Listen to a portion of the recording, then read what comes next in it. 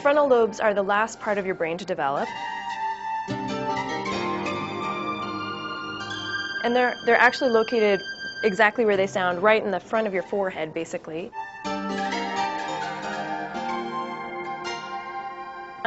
They're the last to develop, and that's relevant because it's also the decision-making area.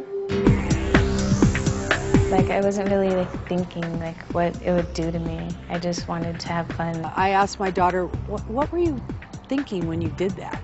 And she said, well, this other girl was doing it too. You don't think, you just, you're out there saying, oh, I want to look cool. My kids have made plenty of decisions where I wondered, what are you thinking? What I was thinking is basically what's going to happen now and if I'm going to have fun. I wasn't thinking about nothing. I was just thinking about having a good time. I wasn't thinking about the negatives. Kids take risks just because for excitement, like the adrenaline rush. They want what they want when they want it, and they do not think through to the consequences. Like if they're in a car, they speed down the street just for fun, so they get the adrenaline pumping. If they want to do something, they go for it.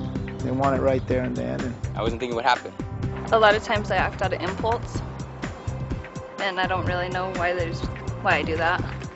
Yeah, I wasn't really thinking about the consequences later on. Like, I had a gut feeling not to do it, but I just did it anyway. Yeah, it's fun at the time.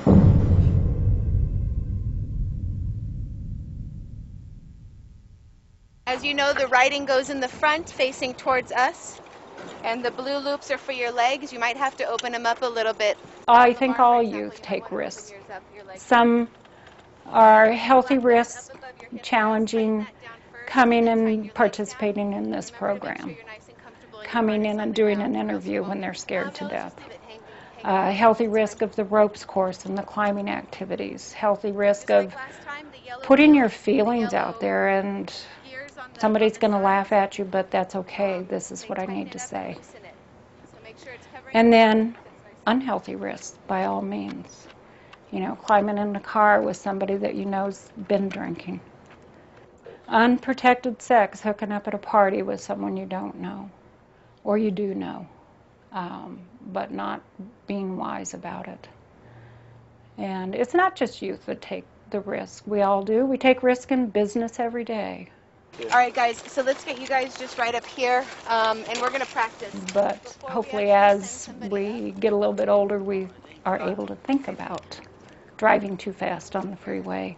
We're hoping that we're able to get the kids to truly stop and think before they take an action, to go through the process. If I do this, this could be the consequence, good or bad. So, gentlemen and ladies, you are at the Giant's Ladder, okay? So, the purpose of this Giant's Ladder is to do what? Get to the top. Teamwork.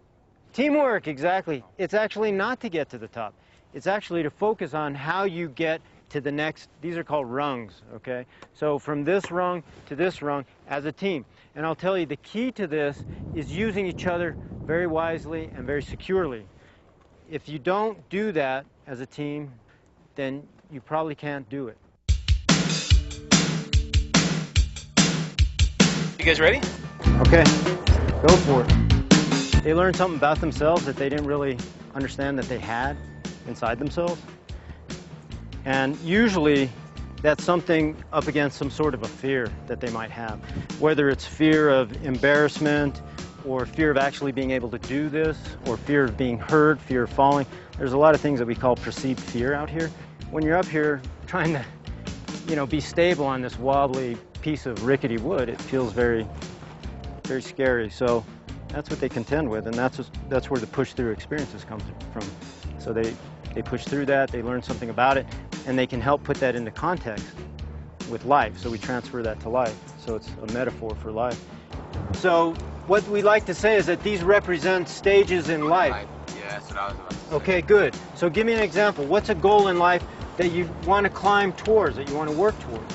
Like me, this step would have been like my GED, and I got my GED, so I want to go to the next step, go to college. Excellent. And then get a degree. Did you get your GED? Yeah. All right, knuckle up. Good job. All right. Good job. Good. When did you get it? Recently? Yeah, I just found out yesterday I got it. Yeah, give it up. All right. Okay. You may use the wooden part of this, okay? But you may not use the metal parts or your rope. That's considered cheating or taking the easy way. That's like, you know, reaching out for drugs or going out on that activity that those bad influences are going to have you do, whatever that activity is, okay? Stupid choices. Okay, so stupid choices. Describe some of those. Tell me what some of those are. Drugs. Drugs, okay, yep. You're invited to a party and you would do drugs or something, not thinking about what's going to happen the next day. What else? Bad influence friends. Bad influence friends, okay. It all started like when I met some group of kids that I thought were cool, so I thought if I hung out with them, I'd be cool too. Making the wrong choices. Okay, our own decisions. Yeah, that's right. Okay, so those are the things that these cables and that rope represent. So if you grab them, the cable or the rope, if you touch it or grab it for your balance, we're just going to ask that you come down one rung. So if you're up 3, you come down 1, that's all. Okay? And then you start it again so that you learn to do this without using these influences that take you off track of your goals, okay?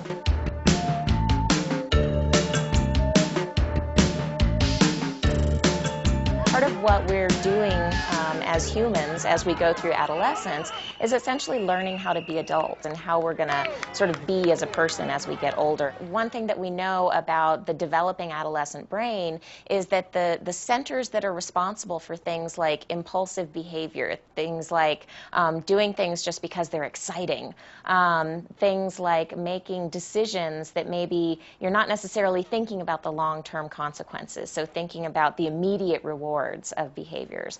Those parts of the adolescent brain aren't fully developed yet. We know that adolescents' brains continue to develop until they're about 25. And we know that there's certain parts of your brain that kind of, for example, there's the frontal lobes that are kind of the secretary of your brain that kind of organize planned behavior and your decision to do something. It's also responsible for helping you to inhibit impulses. The decision that would be appropriate in one situation isn't always appropriate in another situation. And so I think sometimes adolescents have a harder time holding back the impulse or the urge to do something that might result in negative consequences. I met this young lady at the very beginning of the school year, a great student, you know, great grades. And there was a period of time during the second semester that we started noticing a change of behavior. I used to just like want to like hang out with my friends and just like be cool with my friends and like do what my friends are doing. And so that's why like I started doing like going down like the wrong road. She was experimenting with some pretty hard drugs and she had moved out of her home. I found myself falling behind in school, like I was like pushing my family away. Like I wasn't really like thinking like what it would do to me. I just wanted to have fun. She was in a very, very bad relationship and she was going downhill, and eventually she did get in trouble where she got busted on campus, I think, because there was suspicion that she was smoking pot. I missed my family. I missed the fact that I wasn't in school anymore. And I'm like, how am I supposed to like go and be a lawyer if I'm not in school? How am I supposed to like achieve my goals if I'm stuck in a rut? She made a choice to come back home, and you know, the interesting thing is when I talked to her when she got back, she told me that she was very anxious about coming back to school and asking the principal if she could come back. But she figured if I can leave an abusive relationship, if I can stop doing drugs, I can go back in and talk to the principal about coming back to school. It didn't surprise me when that happened. She's an amazing young woman. And despite all the other stuff that she has in her life that are going against her, she's here and she wants to be here. A lot of people do like impulse thinking, like they just like want to like live in the moment. They want their life to be like good in that moment. They don't really think about how it's going to affect them down the road, because like not many people think that way. Well, I don't know, it kind of like took a long time for me to start thinking that way. should take your glasses off, David.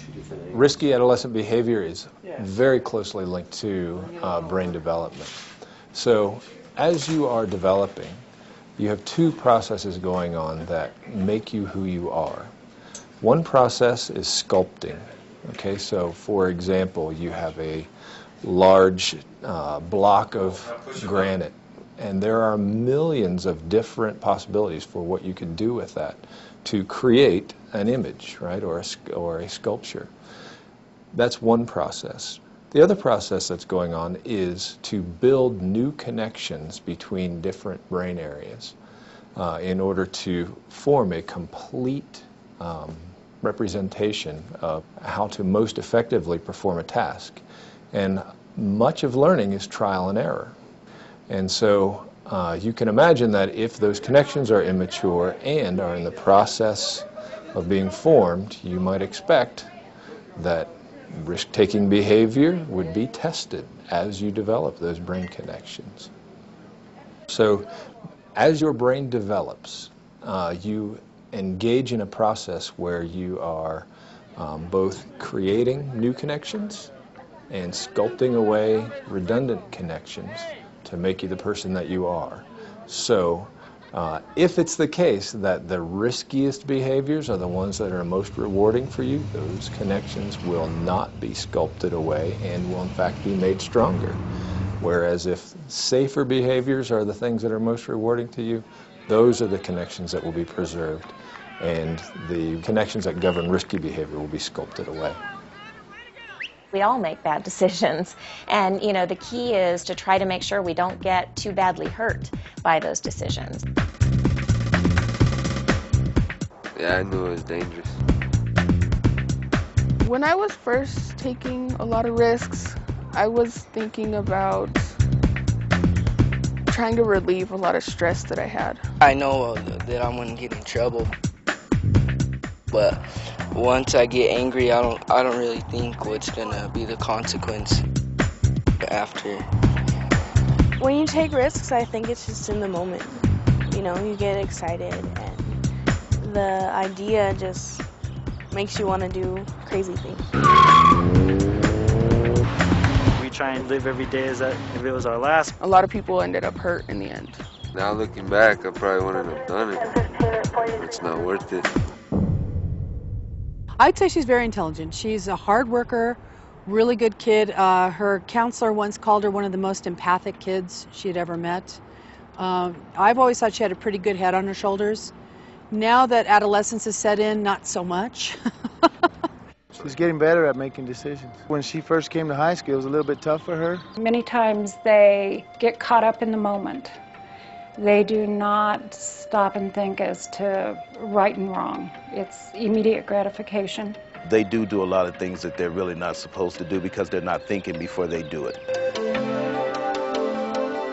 Maybe their frontal lobes aren't there totally quite yet. We know that that everybody's brains work differently, and perhaps for teenagers, the way their brains work might affect their ability to decide maybe this is something I should do, or maybe it's something I shouldn't do. Sexting, not texting. More girls sext than boys.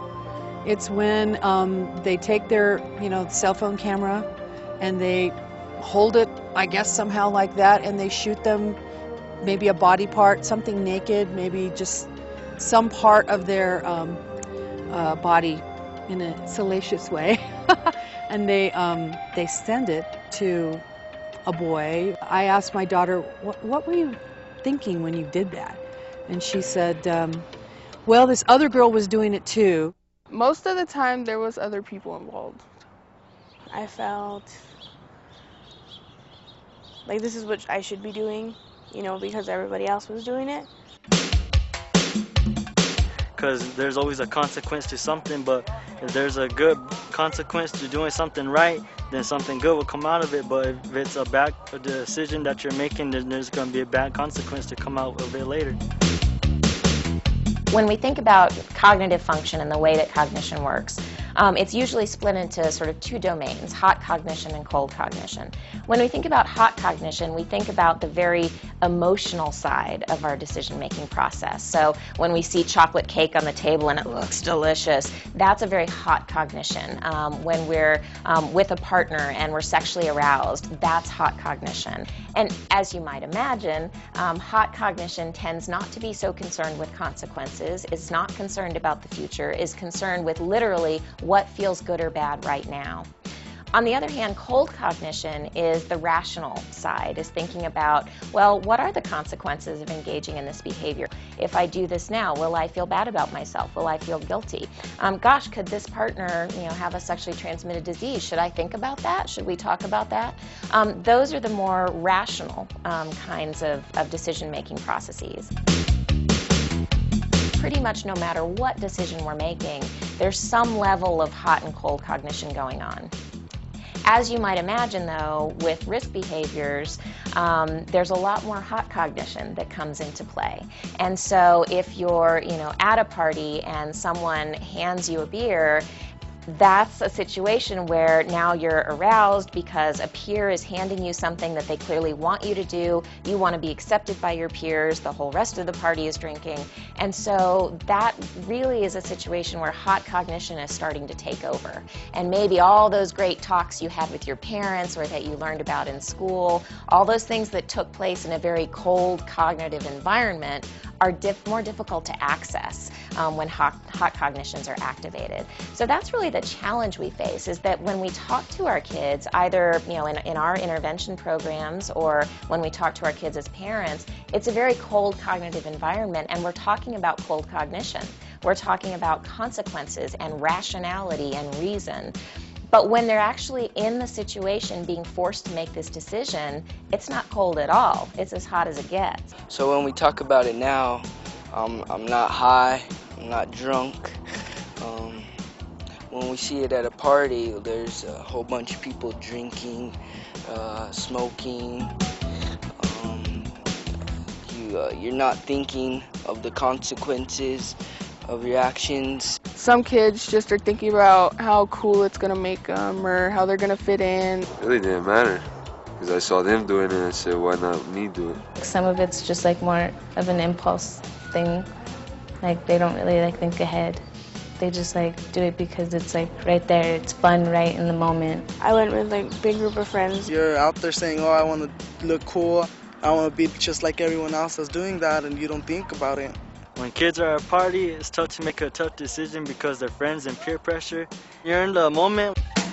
What are the ways that we could get around that? So one of the things we talk about in our interventions is we know it's going to be tough to make the decision right there in the moment. So make the decision ahead of time. Think ahead of time about the ways that you could deal with those situations. So when somebody offers you that beer, have a plan in mind. Have something that you are absolutely ready to say, oh no thanks, I just had one, I'll catch you later. And so if you have that ready to go, you have those strategies ready, then you're going to be more likely to be able to access them because they're going to come to you more easily. So we do a lot of practicing of what you would say in a particular situation. So a partner wants you to have sex without a condom, what do you say? And if you have those responses ready to go and planned and practiced, it's going to be easier to use them even if you are in one of those hot cognition situations. A lot of people are around them encouraging them.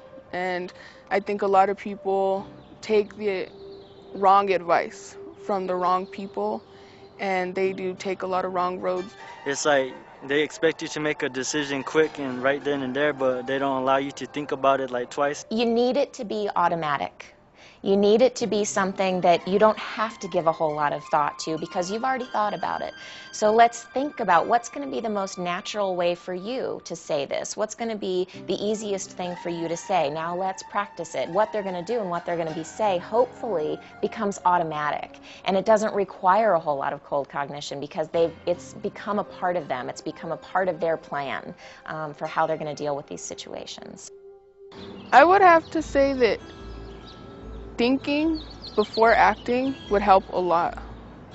Thinking the consequences before, it does help. It actually stops you from doing what you're doing.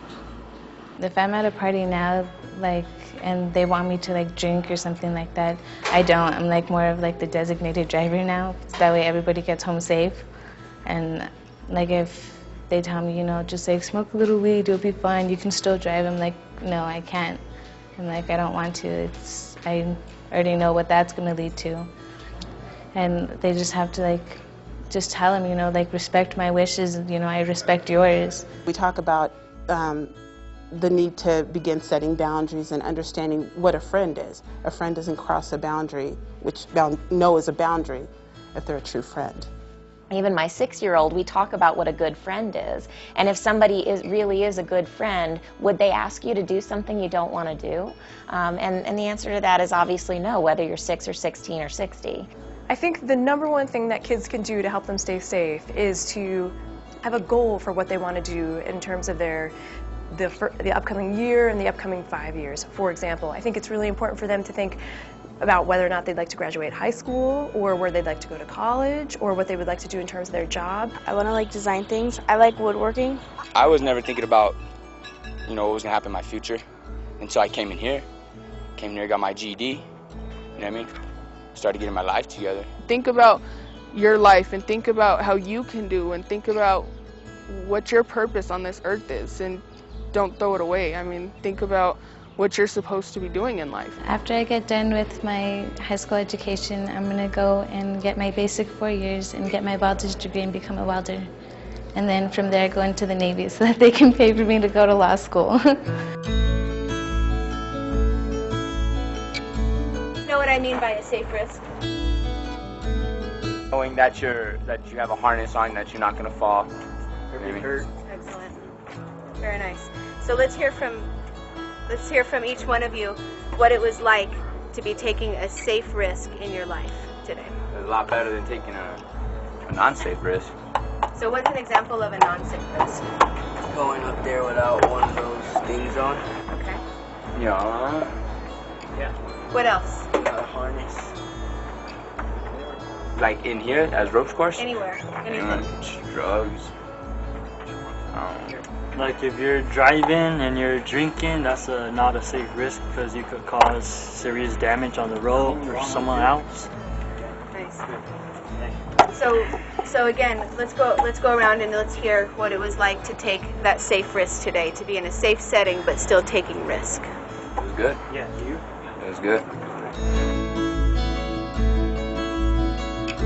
With the people I hang out with, I think about like if they're doing something that isn't right for me, if I hang out with them, then am I gonna start doing it? So I like try to like stay away from those people. I have a lot of things going for me. You know, I have a 3.6 GPA. You know, I can get scholarships. You know, I'm gonna be graduating next year, and just to throw it all away for a fun night, or so that friends don't be calling, you know, you're not down, or you're not gonna do this. It's not worth it. I start thinking ahead, like about what it's gonna, or how it's gonna affect my life. Like if I go down this road, where will it take me? But if I go down this other road, is it gonna be a better choice? The things that we did while we were young, they affect us when we get older. All that, you know, those are all risks you take, and they seem like small risks, but those small risks can lead up to something big. Just as simple as texting, you know, can lead to a fatal crash. So it's like, any risk you take, as small as it is, you just have to always think that it can lead to something bigger than what that small thing can be, you know? Any risk you do.